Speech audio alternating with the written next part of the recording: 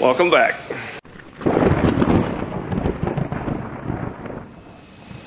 Hey, how's it going, everybody? Figured I'd start today with an update here on the ME-262. She is still up on jacks, as you guys can see. The hydraulic cylinder that goes right about there on the left main. So we had to remove it because it was leaking. And recently we were able to get that hydraulic cylinder split open, and sure enough we found a bad seal inside there. So that's getting resealed and put back together. I don't know when we'll get it back, but that's the update that I have here on the 262. All right guys, back over here at the F-4. We got the high pack set up, ready to go. We got most everything done up in the back seat there, so we can air up the airplane and cycle that canopy a few times and make sure everything's looked good and works, and put some chafing gear on that new line as well. So got a few things to do.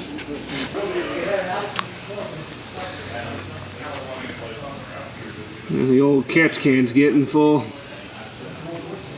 That's just coming out of the wing vent there for the wing tanks. That's somewhat normal, but I want to go empty that. I know exactly where I can put that to. The NC8 will happily consume this fuel. This Detroit diesel in here has a knack for just burning down near anything we put in the tank, but this will burn Jet A or diesel fuel all the same. Now the other two tugs tend to be a little bit more picky, so the aircraft tug, which has a Cummins, or the other tug that has a Perkins diesel, those ones prefer diesel fuel over Jet A, but they'll burn the Jet A, but they tend to run better on the diesel. This will take anything that'll burn. The Detroits are pretty tough in that regard. All right, I'm gonna go put this back. All right, Jack, what you got going on back here? What we're doing is we're spraying out the cockpits here, trying to pull or push any FOD that was behind the railings here forward, little bits of safety wire, pieces of hardware that may have been left behind, anything of that nature, and of course just dust and dirt. Tidying up. Likes to accumulate back here and cracks and crevices, so it's definitely a lot cleaner back here. Oh yeah, most definitely. And once we get the vacuum in here, we'll get all the dust. Yep.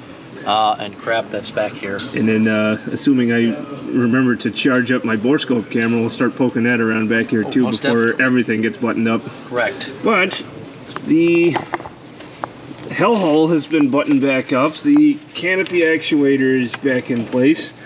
We'll be cycling this here before too long, and that spring, which was disconnected, is reconnected now. So put some air on this and cycle this, make sure this thing operates normal. Oh yeah. Nice. Really close, getting closer. Oh yes. And then hopefully soon enough engine runs. Make some noise. Yeah.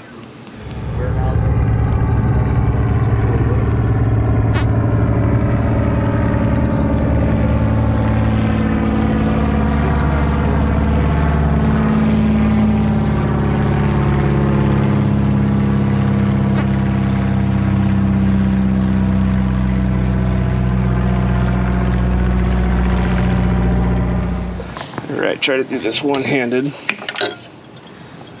Alright, I'll just set this right over here. Alright, here we go. Where's that? Oh, you got the buttons. Alright, my fingers are clear. Go ahead, Jack. Clear. Oh, you gotta really push in on it. Okay.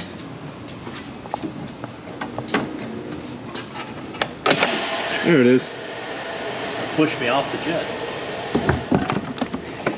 Huzzah! Open sesame.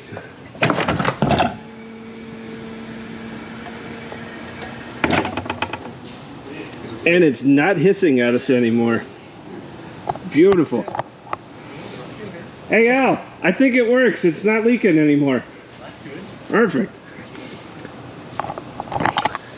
Now, on a side note for you guys, especially you DCS flyers, if you guys have ever wondered where the canopy sounds came from for the F-4E, this jet, and it's got the right sounds for both seats respectively. So If you guys have ever been curious of how they got the sounds for the various sounds in the jet, authentic. Nice. Let me put the strut brace back in. All right, so something else we got to do back here while we're at it, and I'd like to do this before we run the engines, is we're gonna plug in the battery charger. It's the battery. So we got a nice little charging port right here that we installed whenever we put the battery in, which is buried underneath the right-hand console. So we just plug it in like so. Hopefully this isn't blinking. I think it is. That's just the frame rate on the camera with the lights there. We have 3 green lights. Battery's good and it's charging. So beauty.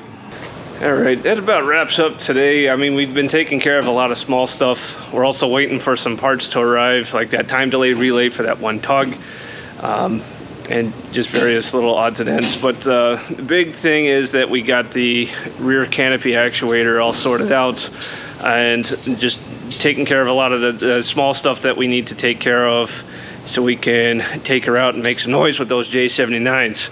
So definitely looking forward to that. That should be within the next few weeks.